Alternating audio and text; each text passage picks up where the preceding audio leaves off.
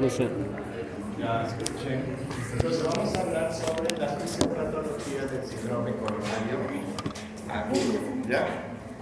Entonces, en la fisiopatología del síndrome coronario agudo.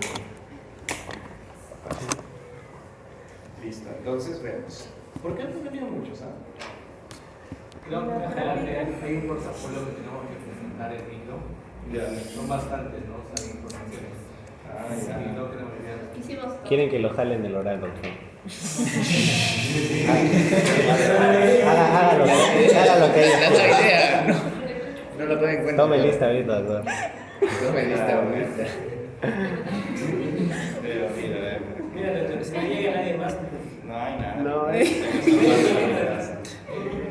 Hay días que vienen 10, no van, ¿no? Los jueves, doctor, era los El jueves. otro día justo no había venido, después llegó su compañera, llegó otro. Sí, fue el jueves. Y al final llegó, ¿cómo se llama su compañero? Cintia, Shelby. No, el último llegó él. Ah, sí. Ya, pues con ella, no, ya.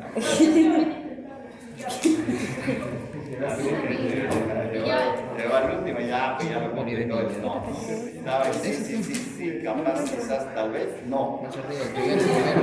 Y la fisiopatología vino, vamos ahora a hacerlo rápido porque ya ustedes tienen una idea de lo que va. Entonces, ¿qué es la fisiopatología del síndrome coronario agudo? Cuando nosotros decimos, escuchen esto, síndrome coronario agudo, dice, es una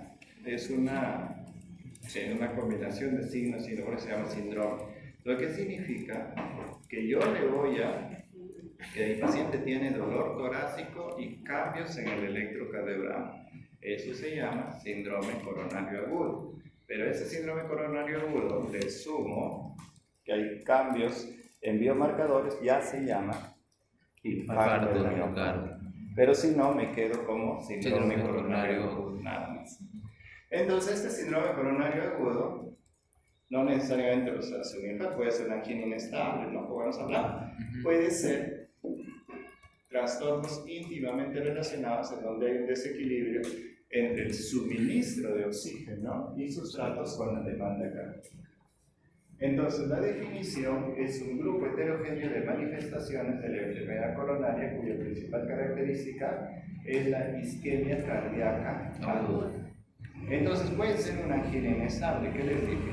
Hay dolor torácico, cambios en el electrocardiograma, pero biomarcadores negativos, o sea, no libera enzimas. ¿No? Antes se le conocía como enzimas, ahora se le conoce como biomarcadores. Infarto de miocardio sin elevación del segmento ST. Entonces, ¿dónde es? ¿Subendodémico o intramural? Subendodémico. Y hablo con elevación del segmento ST. Es intramural. Pero cuando ya me habla de infarto, es de que haya liberación de biomarcadores. ¿Ya? Entonces, factores de riesgo, miren, el medio ambiente no son no conocidos, estilos de vida. Miren, todo lo que somos nosotros. Bueno, ustedes tabaco, no. Obesidad. Ya hay varios, ¿no? Ya somos varios, ¿no? Estamos gorditos. Sedentaridad, todos sedentarismo. Yo. Ya. No, o alguien hace ejercicio acá. No haces ejercicio, pero Yo. estás así gordito. Está bien. Pero ya estamos, sedentarismo, esa es una característica lamentable que el exceso de obligaciones la hipertensión arterial, bueno, eso ya caballero, diabetes y dislipidemia. Entonces, estos estilos de vida podríamos modificar, podríamos controlar la hipertensión, la diabetes, controlar la dislipidemia, ¿no? Y podemos cambiar estos estilos de vida. Estos sí, factores hereditarios, la historia familiar de dolor torácico, de edad también, de enfermedad coronaria, esto ya no se puede cambiar, ¿no? Estos son factores que ya no son cambiables, sino ya no son heredables. Entonces, ¿cuál es la clínica del infarto? La clínica del infarto, como ven, es un dolor retroesternal irradiado hacia el hombro e irradiado hacia la cara interna del miembro superior izquierdo. Puede ser irradiado hacia la región dorsal, irradiado hacia la mandíbula o irradiado hacia el epigastrio. Entonces, pero ustedes ven qué es lo que dice acá. Siente como si alguien me apretara el corazón. Yo me acuerdo un paciente me decía, señor, ¿y qué es lo que siente? Es como si un elefante se me sentara. O sea, me oprime, ¿no? Con un síntoma opresivo. Mira, parece que le están ajustando, siente como un pez, acompañado de síntomas neurovegetativos, ¿no? Entonces, de sudoración, palidez, náuseas, vómitos. ¿Ya? ¿Y qué dice? Opresión retroesternal con irrigación a brazo izquierdo, cuello mandibular que puede acompañarse de diaforesis, náuseas, disnea, síncope y dolor abdominal. ¿Ven? Entonces, esas son características clásicas de dolor torácico isquémico. ¿Ya? Característica de la circulación coronaria que ya sabemos, va de epicardio a endocardio. De epicardio a endocardio. Entonces, si hay una obstrucción en nuestra arteria epicárdica coronaria que está en epicardio, ¿quién es el que más fácil va a sufrir? Es el subendocardio, ¿no? Porque la circulación es de esta manera. Entonces, ¿cuál es la fisiopatología? La más común fisiopatología que aprendemos nosotros, porque el próximo año, cuando vean ustedes dolor torácico, van a ver infarto, miocardio tipo 1, tipo 2, tipo 3, tipo 4, y cada uno tiene una fisiopatología diferente, ¿no? Pero el infarto, digamos, el tipo 1 es el que nosotros vemos, que resulta ser el más clásico, el más antiguo y el más común. Entonces, ¿cuál es la fisiopatología? Está asociada a la aterosclerosis con un componente inmunoinflamatorio. Entonces, ¿qué les dije? Cuando se forman las células lipomosas, se produce una liberación inflamatoria de citoquinas y todo. ¿Y qué es lo que va a suceder? Van a ser cambios en histologías. La ruptura de placa. Ahí se apagó. Lo apagó, ¿no? ¿Quiere hacer esta velocidad con Parecido a esto. Al infarto. No, presión del botoncito. O sea, ya sería puede producir Le arréglalo. Él hace de su fisiopatología es parecida a la del infarto. La ruptura de la placa es la principal causa de trombosis y se precipita por una trombosis aguda inducida por rotura o erosión de la placa, lo que les comentaba. Coronaria ateroesclerótica, como sin vasoconstricción. Pero ustedes dicen, ustedes se fueron, pero el doctor dijo que en disfunción endotelial la respuesta es más de vasoconstricción. Entonces, ¿qué va a resultar? Que justamente hay una disminución del flujo por presencia de ateroma. ¿Qué pasó? Sobre eso hace una vasoconstricción. ¿Por qué hay una vasoconstricción? Porque el dolor también estimula el sistema simpático. Entonces, ¿qué va a producir? Vasoconstricción. Como dice acá, hay a veces vasoconstricción o no también. Ya concomitante. O sea, encima todavía de todo lo que nos pasa por el ateroma, el cuerpo reacciona mal. Lo que causa una reducción brusca y crítica del flujo sanguíneo coronario. Entonces, de aquí reconocemos dos tipos de placas ateromatosas: placa estable, placa inestable, o vulnerable también se llama así. Placa inestable o placa vulnerable, y el otro es placa estable. Ahora, es lo que les digo, esto, lo que ustedes ven, es lo más común. Pero miren, hay infartos que pueden ser por una arteritis, por un traumatismo, por disección del ojo, por memoria.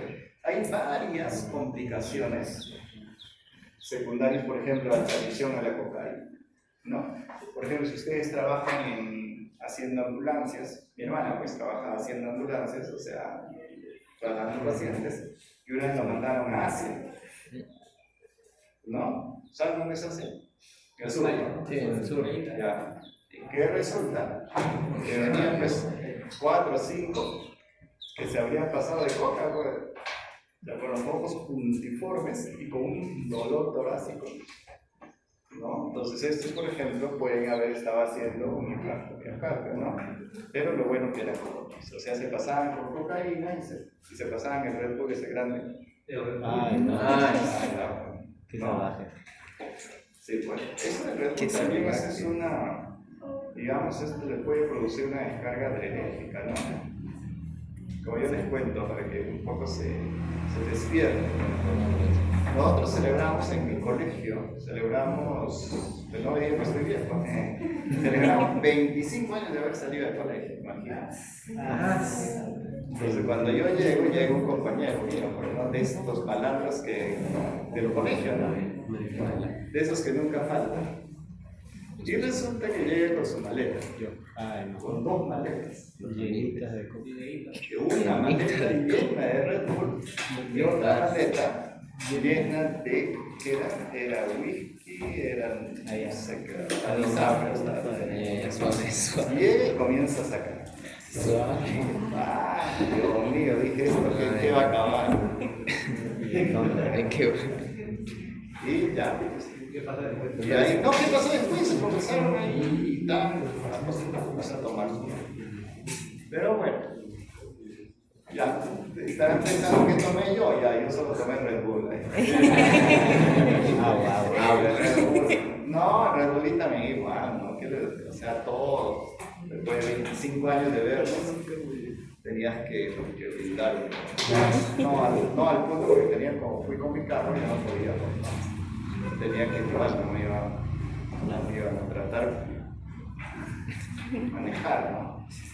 Entonces la cocaína también, ¿no? Complicaciones de orina, se dan cuenta, no olvidar que hay otras etiologías.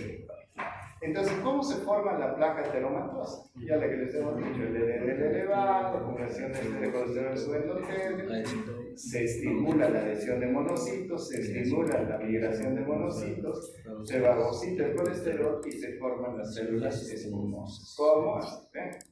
Viene acá y se están formando las células espumosas que aquí le ponen aquí le pone la hiperfumar porque esto es un riesgo cardiovascular.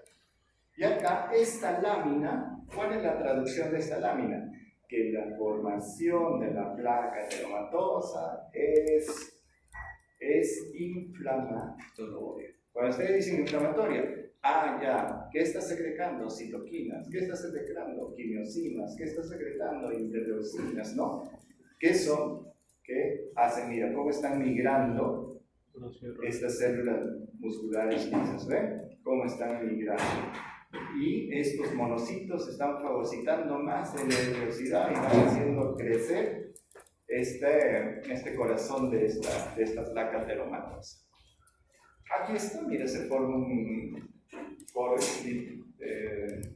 corazón grasoso, algo así. Y miren, la parte central. Entonces miren cómo se va, estas células musculares van a migrar, se forman fibras colágenas, fibras elásticas alrededor, ¿para qué? Para aislar esta bola de grasa, ¿no? Esta grasa, aquí hay un centro necrónico, y miren, así se ve.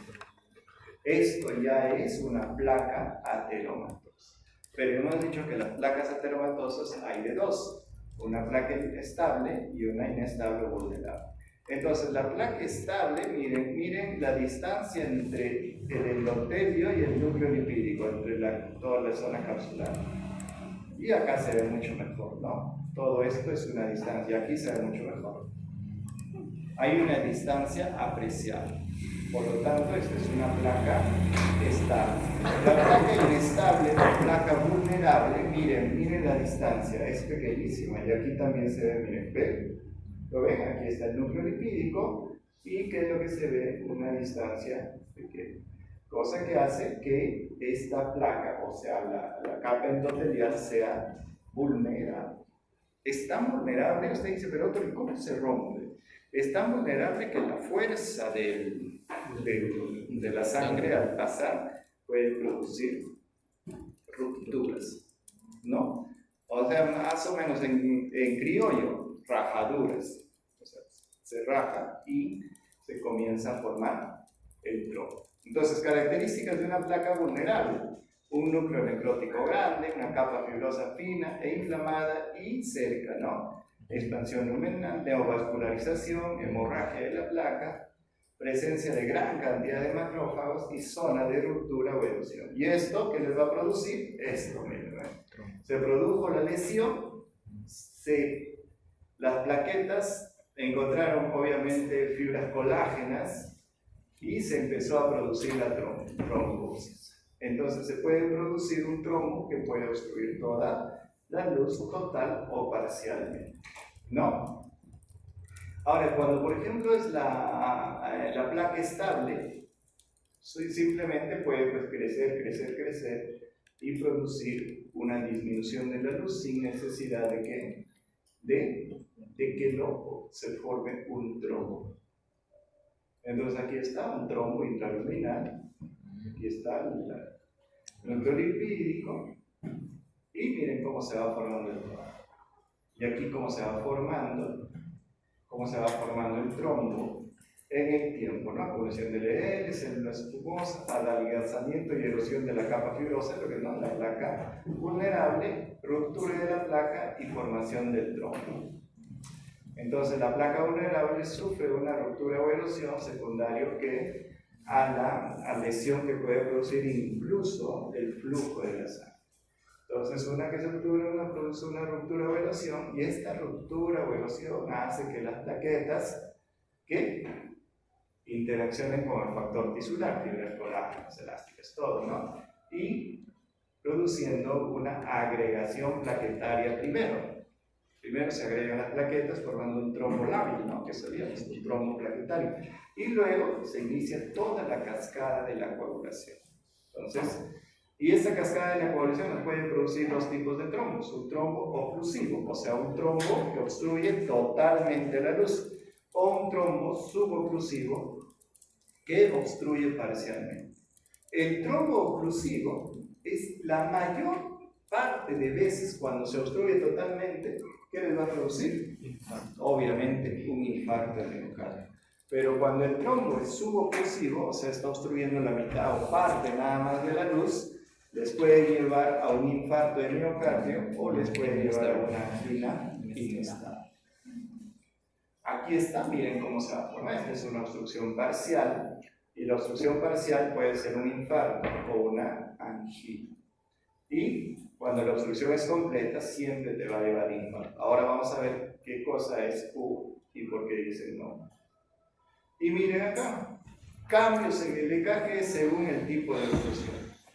Cuando la dilución de la placa, cuando la obstrucción es total, se manifiesta como síndrome coronario agudo ST elevado.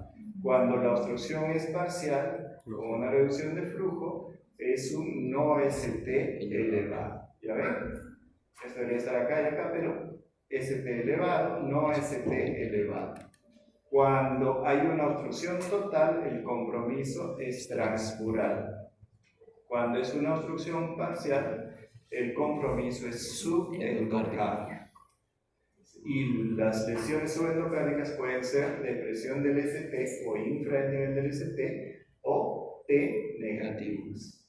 Y esto nos puede llevar, generalmente esta obstrucción nos lleva directo a hacer un infarto de miocardio, pero esta lesión de obstrucción parcial nos puede hacer un infarto de miocardio o una angina inestable. Y miren acá los tiempos de isquemia, injuria y necrosis. Esto va a depender de qué? Va a depender de la cantidad de tiempos en que está la lesión, ¿no? Por ejemplo, si yo empiezo el 0, a los 20 minutos ya encuentro tejido isquémico, ¿no? A los 20 minutos, o sea que ha disminuido el flujo sanguíneo y el aporte de oxígeno, que está haciendo ya que ese tejido sufra, ¿no? O sea, está haciéndose un tejido isquémico. Y también pasa más tiempo, más de 20 minutos, y ya tenemos un tejido con injuria. Pasa el tiempo, 3 horas generalmente, más de 2 horas o 3 horas, y ya se producen lesiones necróticas, lesiones que se infartan. O sea, no es que se produjo la obstrucción y ¡brum!, de frente me pasé infarto, sino el paciente comienza progresivamente a presentar isquemia, injuria, y luego ese tejido se necrosa o se inflama.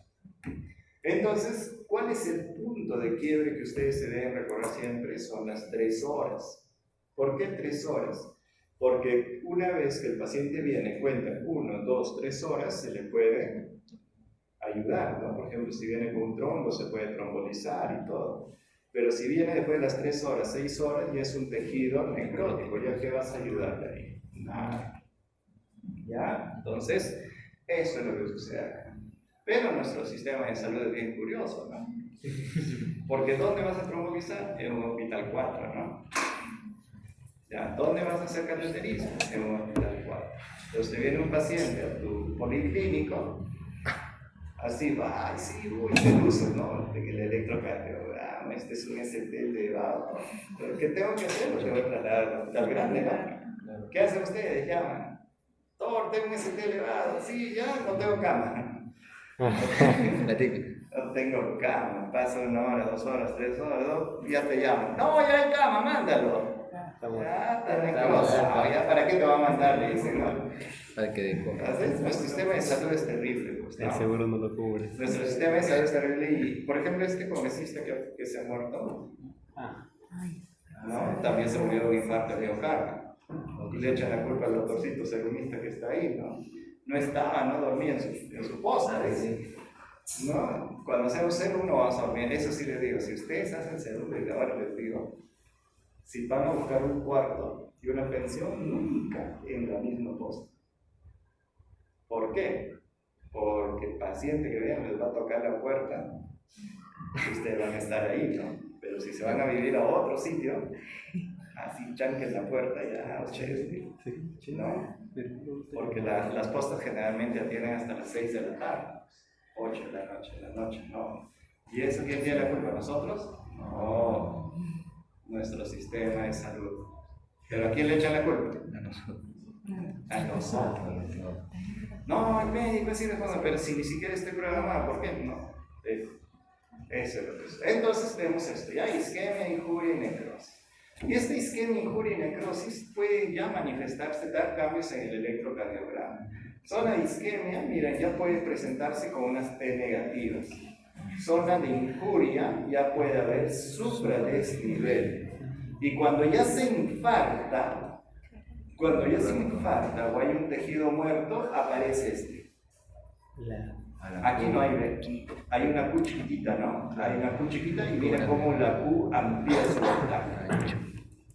Cómo la onda Q amplía su voltaje. Y al ampliar su voltaje la onda Q, ¿qué pasó? Esto significa que ha habido una lesión necrótica o un tejido infartado, o que ese tejido se infarta. Después, progresivamente con los días, ya se va restituyendo y finalmente se queda la señal con la onda Q. Entonces ustedes dicen, a ver, miren esto. Este paciente ha tenido un infarto activo. ¿Por qué? Porque veo ondas Q. ¿Ya? Entonces ustedes ven, no, pero esas Q chiquititas, no, si no esas Q de voltaje no pasa más de 0.1 milivoltios. Doctor, disculpe, ¿la onda T negativa tiene algo que ver en ello también? Claro, ¿en dónde? Claro, estamos diciendo, ¿en qué derivación? En la que te quieres imaginar, ¿no? Si es de cara inferior, ¿en qué derivación? Dos, tres, a ver. Si es cara lateral, ¿en qué derivación? Sí, entonces hay T negativo, tiene que haber en todos esos casos, ¿no? Y entonces aquí tenemos la T negativa, ¿y cómo se va a formar? Entonces miren, el ST elevado, ¿qué significa? Que el segmento ST sea elevado. Y miren cómo acá se eleva, ¿ven? Aquí está el punto J y está elevado. Y esto es el más bonito, miren. Este es un ST elevado, punto J elevado y parece una carga. Así es bien clásico, esto es lo más clásico que ven en un EKG ST elevado. En un ST el no elevado, ¿qué puede ser? Ondas T negativas. Pero obviamente, si ustedes ven unas ondas T negativas, tienen que haber ondas T negativas en las diferentes caras que queremos evaluar. Ahora, alguien puede decir, doctor, si yo encuentro ondas T negativas y mi paciente no tiene dolor de pecho, no tiene nada, entonces es una alteración nada más que electrocardiográfica. Pero ¿en qué paciente, por ejemplo, puede hacer sin dolor el infarto? En el diabético. O sea, el diabético te puede dar pues disconfort, te puede dar sudoración, todo, y usted se me lo va a sacar un electro y le sale, pues, ¿no? Entonces, ese tipo, por eso son dolores, infartos silentes se le llama, o infartos silenciosos. Algunos dicen, mira, que les decía T negativa y bloqueo de rama izquierda. Y el infradesnivel. Pero, ¿qué debemos de recordar para toda nuestra vida? El ST no elevado es infradesnivel o T negativo. Estos ya son consideraciones diferentes. Entonces, ¿qué vemos? ST no elevado, onda T negativa, infradesnivel del ST. Con el tiempo, la mayor parte no hacen. Mira, estos cuando se infartan no dejan una huella, no dejan onda Q. Y con las semanas, nuevamente, mira, lo que está T negativo en infradesnivel se vuelve a su normalidad. Pero cuando hay un supradesnivel del ST, ya hay un compromiso de todo el músculo, que es lo primero que se hace en el supradesnivel. ¿Y qué pasa con las horas? Ya se va rectificando. Miren cómo se rectifica, el ST disminuye. Aquí todavía están las ondas T negativas y miren, ve, se va invirtiendo la T y el último que se invierte es la T. Pero ¿qué nos ha dejado? Una onda, una huella que nos dice que ese paciente ha tenido un infarto miocardial. Entonces, la localización del infarto depende de la cara con el que lo queramos ver, ¿no? Si quiero cara lateral, va a ser esto y tal. Lo mismo. Y acá, por ejemplo, a ver, ¿dónde está? No miren acá, pero no han entrado. ¿Dónde está la lesión? ¿En qué cara está la lesión? Donter 2, 3. En la cara inferior. En la cara inferior, ¿no? ¿Por qué? Porque veo sobre el nivel en 2, y en en 3, después, ¿en qué otra cara está? Lateral. Lateral, ¿no? Porque veo un infradesnivel en 1, en L. Y en 5 y 6. No, en 5 no veo, y en 6 tampoco veo, ¿no? Pero estoy viendo en 1 y en L. No, cara lateral alto, bueno. ¿Ya? Pero también hemos dicho que cuando hay compromiso de cara inferior, ¿qué es lo que vamos a ver? Puede haber compromiso de qué? De ventrículo derecho, ¿no? ¿Por qué? Porque la mayor parte está irrigada por la coronaria derecha. Y miren, y buscamos B3R y B4R del otro lado. O sea, le tomamos al revés, ¿no? En vez de ir a la izquierda, lo vamos a la derecha. Y buscamos R de derecho, B3 derecho, B4 derecho. ¿Ya? Entonces nos vamos para la derecha. Y cuando ustedes ven, miren acá hay un supradesnivel y otro supradesnivel B3R y B4. Y este B3R, B4R en la, digamos, en el ventrículo derecho si no hay caras, ¿no? No es que voy a buscarle una cara, ahí sí no hay caras. Simplemente ven B3R, B4R. T negativo, ¿verdad? Pueden decir que es un infarto del ventrículo derecho. Infarto de cara anterior. Tiene que ser en 2 y en 3, ¿no? Mira, T negativo. 2, 3, 4. ¿No? 3, 4 generalmente. Infarto de cara para el lateral. En 1, en L, en 5 y en 6. ¿Ven? Siempre tiene que haber esta correspondencia. Infarto de pared inferior. 2, 3, ¿ven? Entonces, ¿qué es lo que decíamos? Un paciente va a venir con disconfort isquémico, o sea, con su dolor de pecho y todo lo que sea. Lo primero que se hace en el plan de trabajo es un electrocardiograma. Con el electrocardiograma definimos una obstrucción parcial o una obstrucción total. La obstrucción parcial nos puede llevar a un infarto de miocardio no Q la mayor parte de veces, y si no, a una angina inestable. Pero allí están los biomarcadores. Y el ST elevado, casi todos nos llevan al infarto Q. Casi todos nos llevan a infarto Q. O sea, un infarto que deja una señal. Entonces, los biomarcadores, fíjense, biomarcadores en infarto de miocardio, el primerito que se eleva, pero que es muy inespecífico, muy sensible y poco específico, y es el más precoz, la mioglobina. Entonces, ustedes no van a hacer diagnóstico, o no, se elevó la mioglobina, ya debes tener infarto. No.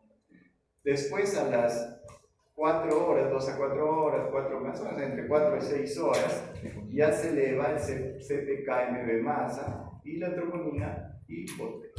Y mira, la troponina te va a durar en el cuerpo de 5 a 10 días, generalmente son 10 días. Y el CKMB va a durar de 2 a 4 días, generalmente un promedio de 72 horas, que son 3 días.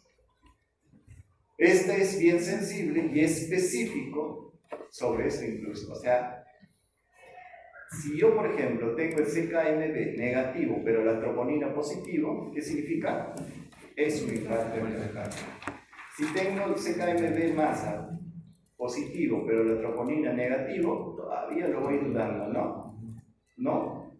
Todavía lo puedo dudar, pero la troponina sí me va a dar, sí o sí me va a dar que hay una lesión en el miocardio. Aquí está, miren, la mioglobina rápido y el CKMB y la troponina como se van a las horas nada más. Entonces, ¿qué hacer cuando llega un paciente con dolor de pecho? 10 minutos, primer contacto, miren, ahí, ¿cómo es, no? Esto, si sería el mundo así. Miren, a los 10 minutos, entre el primer contacto con el establecimiento de salud y evaluación del electrocardiograma por un médico, ¿ustedes creen? No pasa eso. No, dice, deja el dolor deshecho, pasa por triajes. Ya. Todo el triaje está ahí. Algunos en el Perú, ¿no? No, estamos en el Perú, pues. Mira, antes de los 30 minutos, tiempo entre la entrada y la salida del establecimiento de pacientes que son transferidos para intervención coronaria, ¿saben? Antes de menos de 120 minutos, tiempo entre el diagnóstico e intervención coronaria. No, 2 horas nada más. Tiempo entre diagnóstico, fibrinolisis, menos de 30 minutos. O sea, apenas ingresas y antes de los 30 minutos ya estás decidiendo trombolizar al paciente. Tiempo para angiocoronaria, 3 a 24 horas, después de una fibrinolisis exitosa. Estos son tiempos ideales, ¿no? Generalmente hay unidades, que eso sí, ¿no? Se llaman unidades de dolor torácico. Mi hospital, por ejemplo, tiene una unidad de dolor torácico en emergencia. Entonces viene el paciente con dolor torácico y ¿qué es lo que va a suceder? Hay uno que hace triaje rápidamente, reconoce el dolor y lo pasa a la unidad coronaria, o sea, lo pasa a la unidad de dolor torácico. Y en la unidad de dolor torácico ahí duerme un cardiólogo. Entonces el cardiólogo no recibe el cardiólogo. Entonces ahí está la espera de ese tipo de pacientes. Lo molesto. Como Lima es tan grande y tanta cantidad de gente que en la noche probablemente lleguen 2 o 3, ¿no? Entonces hay algunos que van, lo sacan, ven, no es, lo sacan. Y a los que se quedan, sí lo pasan a la unidad coronaria. Pero eso es pues ya en el hospital, ¿no? Pero en un hospital más pequeño, ya ver si el hospital de Huaycán, ¿me conoces? Sí. Es pequeñito, ¿no? Sí, muy pequeño. Entonces imagínate que llegues y te infartas todavía. Llegues ahí, el doctor sabe qué hacer, pero no tiene los equipos. Dice, llama al cardiólogo, el cardiólogo justo asignado ahí. ¿Qué va a hacer? Es que eso nuestro sistema de salud no nos permite, ¿no? Podemos ser unos genios, pero el sistema de salud no nos permite. Entonces, nunca olvides que hay otras causas de dolor de pecho, acuérdense, pericarditis, estenosis, esofagititis, miocarditis, o sea, hay otras causas de dolor torácico también. Ya esto es lo mismo, ¿no? Cervicales. Clínica del infarto, hemos hablado, diagnóstico en 3 aspectos clave, historia clínica. Ya le dije, historia clínica, anamnesis, alteraciones electrocardiografas y alteraciones enzimáticas. 3 cosas que debemos saber. Clínica clásica, cambios en el electro, ST elevado, no ST elevado, y enzimas, esto es infarto de miocardio. Enzimas negativas, y tiene historia clínica, tiene alteraciones electrocardiográficas, a esto se llama angina. Clasificación, mira la clasificación, esto es lo que les decía ahora, ¿no? Infarto de miocardio tipo 1, infarto de miocardio espontáneo por aterotrombosis. Infarto tipo 2 a desequilibrio isquémico, por ejemplo, un espasmo de las arterias coronarias, embolia coronaria, anemia, hipotensión. Tipo 3, los biomarcadores temporales resultan muy contexto de síntomas compatibles con isquemia, pero sin liberación documentada de biomarcadores. Tipo 4 y así, ¿no? Tipo 4 ABC. Entonces, esto, por ejemplo, ustedes lo van a aprender en su curso de dolor torácico. Pero, ¿qué hemos aprendido hoy día? Este tipo 1, que es el más común. ¿Ya? Entonces, con que sepan y salgan de fisiología, menos sabiendo cómo se van a formar los anteriores. Y bueno, esa es una Listo. Ahora vamos a leer que el examen, ¿no? La retro. La red. Ah, no.